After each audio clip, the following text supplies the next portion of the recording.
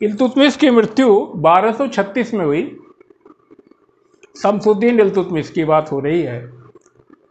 और इल्तुतमिश के मृत्यु के बाद सबसे महत्वपूर्ण घटना, हालांकि वहाँ से लेकर के बलबन के समय तक जो है थोड़ी मोड़ी अस्थिरता बन ही रही, लेकिन इल्तुतमिश के मृत्यु के 10 साल तक, एक दशक तक जो है भयंकर अस्थिरता का काल रहा। और इस बीच उनके 4 वंशजों को गद्दी पे बैठाया गया और उतारा गया। और अगर ये देखें कि उनके इल्तुतमिश के बाद के समय की विशेषता क्या थी, तो 2 महत्वपूर्ण विशेषता थी। एक तो ये थी कि उनके जो उत्तराधिकारी हुए वो बड़े दुर्बल हुए, कमज़ोर थे, पिलपिले शासक साबित हुए। और दूसरा कि जो तुर्क अधिकारी थे उनमें उनकी महत्वाकांक्षा इतनी जटिल थी, इतनी ऊंचे स्तर की थी कि उनमें आपस में बड़ी प्रतिस्पर्धा थी और बड़ा संघर्ष हुआ। ये 2 बड़ी महत्वपूर्ण विशेषता थी। तो इल्तुतमिश के दिवंगत होने के बाद की स्थितियों को अगर विचार करें तो राजनीतिक अस्थिरता थी। उस समय जो तुर्क हुआ करते थे, तुर्क जो थे वो आपस में छोटे छोटे जनजातियों में, ट्राइबल में बटे हुए थे और आपस में उनके बीच में संघर्ष होते रहते थे, बड़े तीक्ष्ण संघर्ष थे। और उसी में से कुछ तुर्कों ने इस्लाम कबूल कर लिया। लेकिन ऐसा नहीं है कि इस्लाम कबूल करने के बाद वो इस्लाम के एक अम्ब्रेला के नीचे आ गए हों। और आज जो लोग फंडामेंटलिस्ट इस बात का बड़ा प्रचार करते हैं, कोई एक धर्म के लोग एक धर्म में शामिल हो जाने के बाद सारा धर्म सबको एक तरह से कर लेगा, ऐसा सिर्फ कहने की बात है, होता नहीं। तो उन तुर्कों ने जिन्होंने इस्लाम स्वीकार कर लिया था, उनके बीच में भी आपस में संघर्ष था। तो ये संघर्ष चलता रहता था।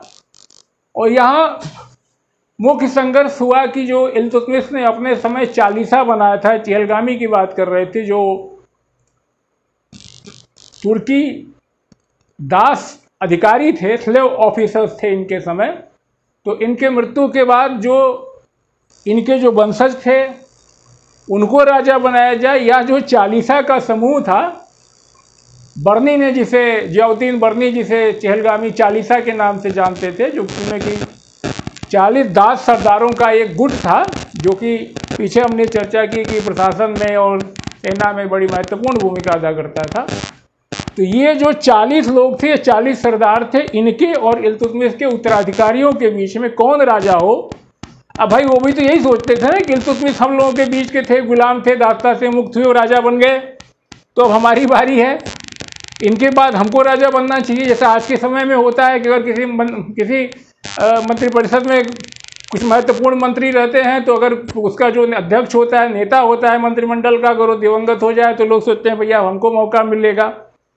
लेकिन अगर उत्तराधिकार की व्यवस्था होती है तो लगता है नहीं, उसके पेट से जो जन्मा है उसके बेटा बेटी और कोई उसके खानदान के बनेंगे। तो ये संघर्ष जैसा आज दिखता है ऐसा ही उस समय भी था, ये चला आ रहा है। तो ये संघर्ष जो है हुआ कि इल्तुतमिश के, अच्छा एक बात और ध्यान देने की, इल्तुतमिश की एक बड़ी उपलब्धि ये भी थी कि दिल्ली सल्तनत में पहली बार ऐसा हुआ। इल्तुतमिश के सैनिक पराक्रम, उनकी उदारता, उन्होंने अपना सैनिक पराक्रम और उदारता से अपने आप को एक ऐसा शासक बना लिया दिल्ली सल्तनत का कि अब ये लोगों इस बात को मानने को तैयार थे कि यहाँ से एक वंशानुगत राजसत्ता शुरू हो सकती है।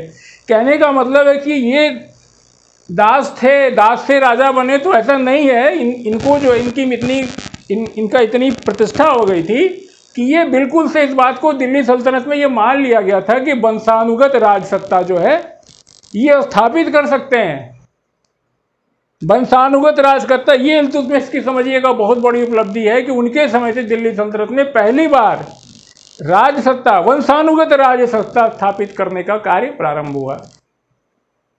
और उन्होंने क्या किया, अच्छा दासता जो है, स्लेवरी उस समय कोई बुरी चीज नहीं। आपको बताएं कि राजा की वहाँ समय जो सुल्तान लोग हुआ करते थे वो तमाम गुलामों को खरीद करके, ट्रेन करके अधिकारी बनाने के लिए गुलामों को अपने बच्चों के साथ, इल्तुतमिश की चर्चा में बताया था, तो बच्चों के साथ अच्छी शिक्षा दिलाते थे, वो आगे चल के वो महत्वपूर्ण पद पे होते थे, फिर दास्ता से मुक्त भी होते थे। ये दास्ता का मतलब वो नहीं है कि बस झाड़ू लगवाइए और साफ करवाइए, उनको गुलामी करिए, उनको मारिए पीटिए, भाई ऐसा कुछ नहीं था। अच्छे कार्यों के लिए, प्रशासनिक कार्यों के लिए उनको खरीद के तैयार किया जाता था, लोग उनसे कार्य कराते थे। तो दासता एक बड़ा ही महत्वपूर्ण बाइंडिंग फैक्टर जरूर था, मगर वो भी बिल्कुल से अंतिम नहीं था। ये भी आपस में बाइंडिंग होने के बावजूद भी ये आपस में लड़ते भिड़ते रहते थे। तो इल्तुतमिश ने अपने मृत्यु के पहले ही, जब वो जा रहे थे ग्वालियर के अभियान पे जाते समय, अच्छा एक बात और थी, इल्तुतमिश ने अपने बड़े बेटे को नासिरुद्दीन महमूद को जो है अपना उत्तराधिकारी नियुक्त कर दिया था। इल्तुतमिश ने अपना उत्तराधिकारी नासिरुद्दीन महमूद को नियुक्त कर दिया था, मगर दुर्भाग्य दोनों का कि नासिरुद्दीन महमूद बहुत कम उम्र तक रहे और उनके सामने ही दिवंगत हो गए। उसके बाद जो उनके बेटे थे, देखिए राजा थे, लेकिन उनको ये जरूरी था, उनको ये नहीं था कि हमारा बेटा है वही राजा बने। उनको ये था इल्तुतमिश को कि जो भी राजा बने उसके अंदर इतनी योग्यता होनी चाहिए। ये नहीं कि बस हमारा बेटा है जिसको कैबिनेट मंत्री बना दो, रक्षा मंत्री बना दो, वित्त मंत्री बना दो, चाहे वो देश को लेकर के गर्त में चला जाए, ऐसा कुछ नहीं था। यही वजह थी कि उन्होंने खुद माना है कि उनके जो बाकी बेटे हैं वो सब जो है यास हैं, वो सब जो है नाकाम है, वो सिर्फ जो है काम वासना और जो है भोग विलास में व्यक्त हैं, उनके बस का राजकाज चलाना नहीं है। तो बड़े बेटे नासिरुद्दीन महमूद के दिवंगत होने के बाद जब वो ग्वालियर अभियान पे जा रहे थे, तो उन्होंने अपने मशरफ ममलकत को बुला करके कहा कि ऐसा है भैया कि अब जो है, अब वो बड़ा बेटा तो रहा नहीं, लेकिन सारे हमारे बेटे बाकी जो है निकम्मे हैं, और मेरी बेटी रजिया जो है, रजिया की बात आ गई, रजिया सुल्ताना, रजिया। तो इल्तुतमिश ने कहा कि मेरी बेटी रजिया को राजा बनाने के लिए आप अपॉइंटमेंट लेटर तैयार करिए, और उन्होंने उनसे ये भी कहा कि आगे आने वाले समय में ये सिद्ध हो जाएगा मेरे मरने के बाद कि रजिया एक बहुत ही योग्य शासक सिद्ध होगी या शासिका सिद्ध होगी, और ये अपने उदारता, अपने शासन के लिए जानी जाएगी। और ग्वालियर से लौट के आने के बाद ये बताया जाता है कि उन्होंने ग्वालियर विजय पे की एक जो है संस्मारक, एक मेमोरियल कॉइन, एक संस्मारक मुद्रा जारी की थी। उस पर दोनों का नाम खुदा हुआ था, बाप और बेटी का। और अंदाज लगाइए कि उस समय, उस जमाने में 13वीं शताब्दी के उत्तरार्ध में इल्तुतमिश के अंदर इस्लाम भी अपनी चरम सीमा पर था। उलेमा लोग जो है कहते थे कि शरीयत में इस तरह की कोई व्यवस्था नहीं है शरीयत के हिसाब से, और तुर्कों में इस तरह की कोई परंपरा नहीं थी कि किसी महिला को शासक बनाया गया हो, राजा सुल्तान बनाया गया हो। इस सब के बावजूद आप सोचिए आज के लोग कितने की कहते हैं इस्लाम जो प्रोग्रेसिव नहीं था, फलनमा में ये नहीं था, वो नहीं था। तो ये सोचिए, इल्तुतमिश के बारे में सोचिए, अपने आप को रख करके सोचिए कि आज इतनी जड़ता समाज में फैली हुई है, संविधान लागू होने के इतने दिनों के बाद, उस समय 13वीं शताब्दी में ये बंदा, इस्लाम को मानने वाला बंदा, इसने जो है अपने उत्तराधिकार की घोषणा में, अपॉइंटमेंट लेटर में अपनी बेटी को उसके योग्यता के कारण जो है उसका नाम लिखवाया और कहा कि मेरे बाद यही सुल्तान बनेगी। तो ये इल्तुतमिश की दूरदर्शिता थी और ये उनकी समझ थी। और कायदे से देखा जाए तो आज के समय में अगर आप देखिए तो ये उस समय काफ़ी प्रगतिशील थे, तभी तो उन्होंने ऐसा निर्णय लिया।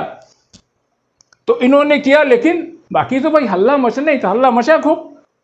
बाकी लोग फुसुर शुरू हो गया, देखो ये महिला को राजा बना रहा है, ये है, वैसा है, ऐसा है, वैसा है। आपस में सब लड़न कटन होती है ना, जलन होती है, सब शुरू हो गई। कि जो उलेमा थे उन्होंने कहा नहीं इन्होंने तो जो है इस्लाम में तो ये नहीं है, तो पर्दा में रहने वाली है, शरीयत इस बात की इजाज़त नहीं देते, सब हुआ। और इसी बीच में एक स्थिति ये हुई कि इनकी जो है रजिया की सौतेली माँ थी। सौतेली माँ का नाम क्या था? शाह तुर्कान। और रजिया की जो सौतेली माँ थी यानी इल्तुतमिश की दूसरी बीबी, शाह तुर्कान नाम था उसका। वो बड़ी क्रूर और षड्यंत्रकारी महिला थी। उसने क्या किया कि उत्सरण शुरू कर दिया, उसके तक हमारा बेटा राजा बने, इसी रुकनुद्दीन फिरोज के लिए। उसको इस बात से क्या मतलब कि रुकनुद्दीन फिरोज पूरा नैया दिल्ली सल्तनत की लेकर डूब जाएगा, उसका बेटा है बना, जो कि इल्तुतमिश के अंदर नहीं था। शाह तुर्कान ने जो है षड्यंत्र करना शुरू कर दिया। और ये 40 लोग थे ना, 40 लोग, बरनी जिसको 40 कहते हैं, 40 तुर्क सरदारों का जो संगठित समूह था, जिसको इल्तुतमिश ने खड़ा किया था। ध्यान देने की बात यह, अच्छा सतीश चंद्र अपनी किताब में लिखते हैं कि कहने को 40 थे, लेकिन इनकी संख्या जो स्लेव ऑफिसर थे दे वर नॉट मोर देन 25, 25 से ज़्यादा नहीं थे। सतीश चंद्र अपनी किताब में लिखते हैं ये चालीसा की बात जो बर्नी कर रहा है इसमें ये जो है वाकई में 25 से ज़्यादा स्लेव ऑफिसर इसमें नहीं थे। और बर्नी ये भी बताता है कि इन चालीसा के बीच में जो है इतना वो रहता था कि वो ठनाठनी रहती थी कि कोई एक दूसरे के खिलाफ झुकने को तैयार नहीं था। अब क्यों झुकेगा भाई, सबको बड़ा इतना चाहिए था, सबको बड़ा ओहदा चाहिए था, सबको बड़ा क्षेत्र चाहिए था। सबको बड़ा क्षेत्र कैसे मिलेगा? संभव नहीं कि दुनिया की किसी भी व्यवस्था में अगर सारे लोग चाहें कि हमको सब बड़ा ही मिल जाए। आज अगर कोई गवर्नर बनना चाहे तो जब हम यूपी का ही गवर्नर बन जाए, तो बाकी जो सिक्किम है, छोटा छोटा है, त्रिपुरा है, मेघालय है, मिजोरम है, वो भी तो किसी को मिलेगा। तो यही स्थिति है कि इनके आपस में, इनके बीच में अगर ये ठीक ठाक रहते 40 लोग ही आपस में, तो इतनी खराब नौबत नहीं आती जो इल्तुतमिश के उत्तराधिकारियों की हुई। तो इनके माता शाह तुर्कान ने इनके खिलाफ षड्यंत्र शुरू कर दिया और उन्होंने 40 लोगों को, 40 तो ऑलरेडी सेटिस्फाइड थे। उनको लगता था कि इन नाम का शासक किसी को बनाओ, अपने बैठ करके मौज करो, है नहीं, पपेट गवर्नमेंट बनाने के चक्कर में थे।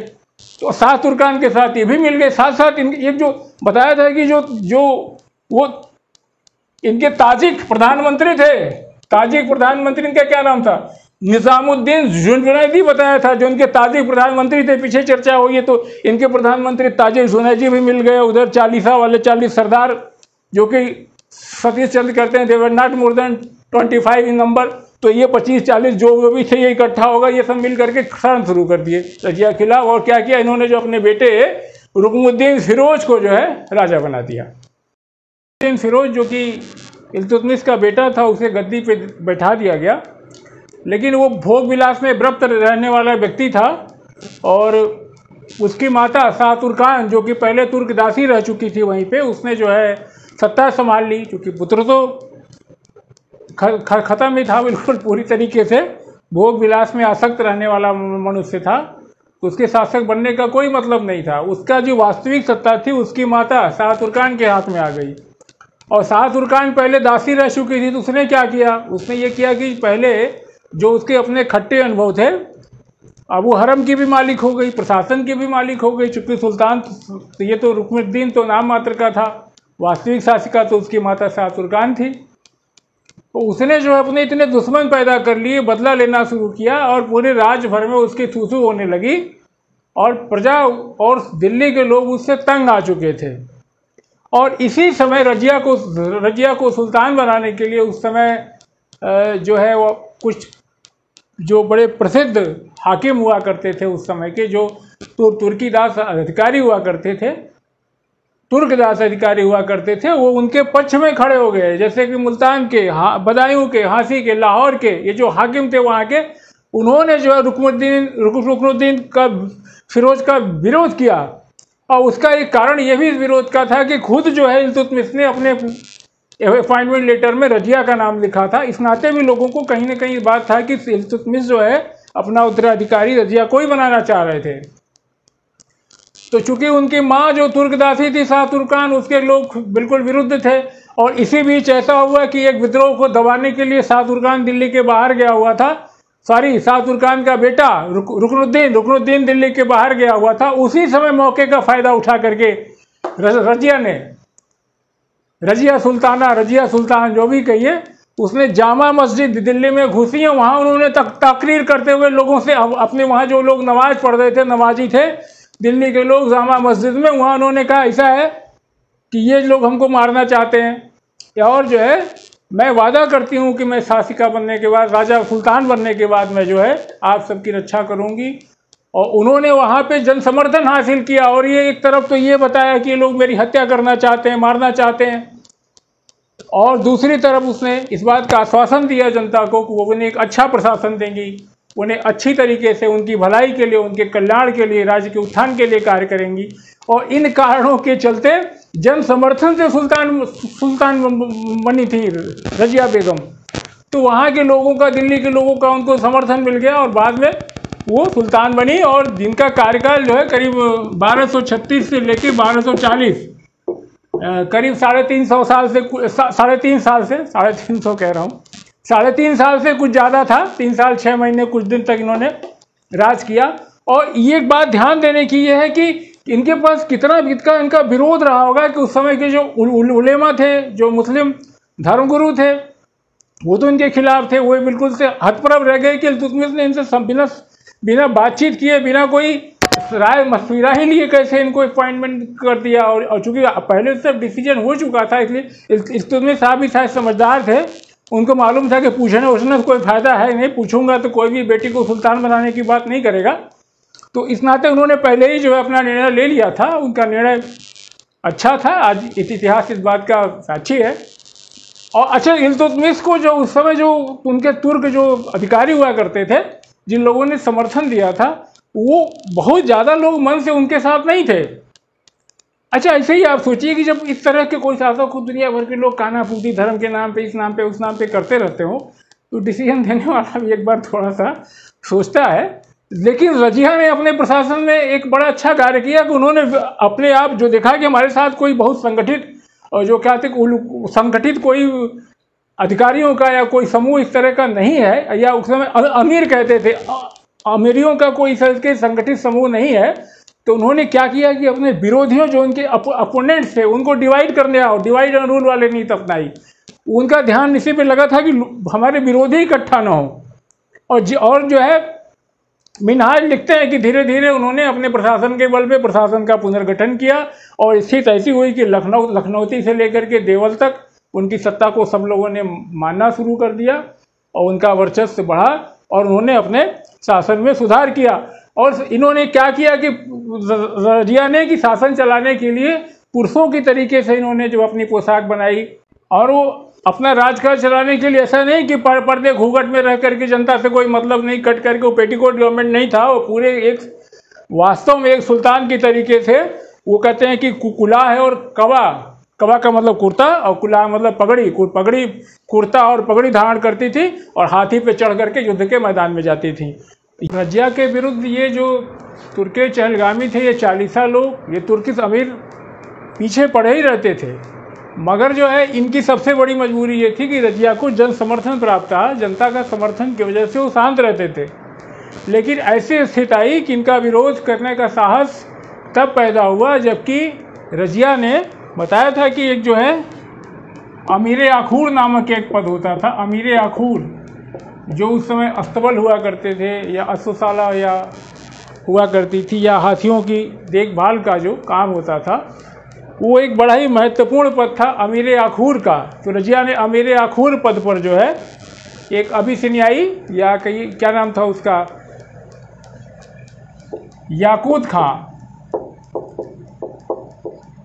याकूत खान नामक एक व्यक्ति को रजिया ने जो है, जो एक हफ्सी था, उसे जो है अपॉइंट कर दिया। इस बात को लेकर के कानाफूसी हुई और लोगों में विद्रोह पैदा हो गया, दिल्ली में हो गया। और दिल्ली के बाहर जो एकता थे, वो एकता के जो अमीर थे, उन्होंने इसका विरोध करना शुरू किया कि एक महिला होकर के इन्होंने जो है, और जो है एक हफ्सी याकूत को जो है अपना अमीर आखूर बना लिया। और ये हवाला दिया गया कि ये जो है गैर तुर्कों का एक गुट तैयार कर रही हैं, और तैयार करके तुर्कों के विरुद्ध एक षड्यंत्र कर रही हैं। और ये ऐसा आरोप लगाया गया, जबकि ये सब झूठ है। सतीश चंद्र अपनी किताब में अपनी बात कहते हुए कहते हैं कि याकूत खां को नियुक्त करना जो है किसी ऐसी रणनीति का हिस्सा नहीं था। वो कोई अपने यहाँ एक गैर तुर्क का अलग गुट नहीं तैयार करना चाह रही थी, बल्कि उनका जो ये निर्णय था, ये एक तरीके से प्रशासनिक निर्णय था, एक व्यक्तिगत निर्णय था। और दोनों में कोई ऐसी घनिष्ठता नहीं थी जिस घनिष्ठता की चर्चा करके इसका कोई घनिष्ठता का साक्ष्य ऐसा नहीं मिलता कि जिसके हिसाब से कि इनका कोई व्यक्तिगत संबंध रहा हो। हाँ, याकूत से उनके संबंध थे, और वो ऐसा माना जाता था कि जो अश्वशाला देखते हैं, जो अमीर याकूत होते हैं, कुछ लोगों का ये कहना था कि रजिया जो है घोड़े पे चढ़ते समय उनकी कांख में हाथ डाल करके चाहता था उनको। वो महिला थी, एक तो पहले ही पर्दा वर्दा छोड़ करके रानी बनी, पगड़ी और कुर्ता धारण की थी, ऊपर से ये सब शुरू कर दी। लेकिन ऐसा कुछ था नहीं, इस बात के साक्ष्य नहीं मिलते। सतीश चंद्र अपनी किताब में बताते हैं ऐसा इसलिए था, उनको एक बहाना चाहिए था, क्योंकि रजिया के समर्थन करने के पीछे भी जो अमीर खड़े थे, उनका भी यही मानना है कि महिला शासिका क्या शासन करेगी, इल्तुतमिश वाली भी हो जाएगी और ये कुर्सी पर रहेगी, लेकिन वास्तविक शासक तो हम ही लोग रहेंगे, लेकिन रजिया ने अपने शासन के प्रयोग में, संचालन में बड़ी दृढ़ इच्छा शक्ति का प्रदर्शन किया और वो एक अच्छी शासिका थी। और उनको आप कह लीजिए कि वो बड़ी ही क्या कहते हैं, न्यायप्रिय थी। कुछ शब्द उनके लिए, महान योद्धा थी और बुद्धिमान थी। उन्होंने गद्दी पाते ही ये सिद्ध कर दिया कि वो न्यायप्रिय थी, महान योद्धा थी, बुद्धिमान थी, युद्ध का संचालन भी करना जानती थी। इन कारणों से जो अमीर जला करते थे, उन्होंने ये अमीर आगा खुद के साथ ये ऐसा ऐसा इन्होंने ये कर रहे, जबकि सच्चाई ये थी कि सतीश चंद्र अपनी किताब में बताते हैं कि रजिया घोड़े के बजाय हाथी की सवारी किया करती थी और वो जनता को युद्ध के मैदान वगैरह में हाथी का प्रयोग करती थी, घोड़े का प्रयोग नहीं करती थी। लेकिन ये बात है। उसके बाद हुआ कि विद्रोह होना शुरू हो गया रजिया के खिलाफ। अब विद्रोह की आग भड़क उठी और वो लाहौर में जो है क्या नाम, कबीर खां ने भी विरोध किया। कबीर खां के विरोध को वो दबाने के लिए सेना लेकर के गई, वहाँ से दबाए कि जब दिल्ली वापस आई तब तक देखिए कि तबर हिंद में भी विरोध शुरू हो गया। तबर हिंद का विरोध जब दबाने के लिए वहाँ गई तो पता चला इनके सेना के लोगों ने इनके खिलाफ विद्रोह कर दिया और वहाँ जो है तबर हिंद में इनको अरेस्ट कर लिया गया। किसने अरेस्ट किया, क्या नाम था उनका, अल्तुनिया था। अल्तुनिया ने जो है इनको बंदी बना लिया। बंदी बना करके इनको भटिंडा के किले में बंद कर दिया। रजिया को कहाँ बंद कर दिया, अल्तुनिया ने तबर हिंद में गई थी जब युद्ध को, तबर हिंद के विद्रोह को शांत करने के लिए, तो अल्तुनिया ने इन्हें याकूत खां की वहीं हत्या कर दी गई और रजिया को भटिंडा के किले में बंद कर दिया गया। और यहाँ इन अमीरों ने मिल करके इनके तीसरे बेटे, क्या नाम था उसका, बैराम खां, ठीक, रुकनुद्दीन फिरोज हुए, फिर रजिया हुई और इनको भटिंडा के किले में बंद कर दिया। याकूत खां की वहीं हत्या कर दी। और रजिया ने फिर यहाँ पे क्या किया, एक बार फिर से अंतिम संघर्ष किया उन्होंने। अंतिम संघर्ष के तौर पे वहाँ पे उन्होंने इनसे, क्या नाम था, अल्तुनिया से विवाह कर लिया और फिर से अपनी दिल्ली की सत्ता हासिल करने के लिए वहाँ से फिर सेना वेना इकट्ठा करके दिल्ली की तरफ लड़ी। दिल्ली पे तो उनका भाई ही कहिए, बैराम शाह कौन था, इसका बेटा था, ये बेटी थी, उनका सौतेला भाई गद्दी पे था। फिर से वो राजपाट पाने के लिए एक सेना इकट्ठा करके आई, इधर उधर तितर बितर करके अल्तुनिया के साथ। लेकिन उनका अंतिम समय आ गया था और वो कैथल में, कहाँ उनका देहांत हुआ था, ध्यान रखने की बात है, हरियाणा का कैथल। वह महान मुस्लिम शासिका, मध्यकाल की पहली मुस्लिम शासिका सुल्ताना रजिया सुल्तान, कैथल में। कैथल कहाँ है, हरियाणा में। इनका जीवन का खात्मा हो गया। और कैसे हुआ जानते हैं, डाकुओं की हत्या के द्वारा हुआ। 13 अक्टूबर 1240 को, कब, 13/10/1240 को कैथल में डाकुओं ने रजिया और इनके साथ कौन थे, ये अल्तुनिया, इनकी हत्या कर दी। यहीं रजिया का चैप्टर क्लोज हो गया। आज इतना ही। जय।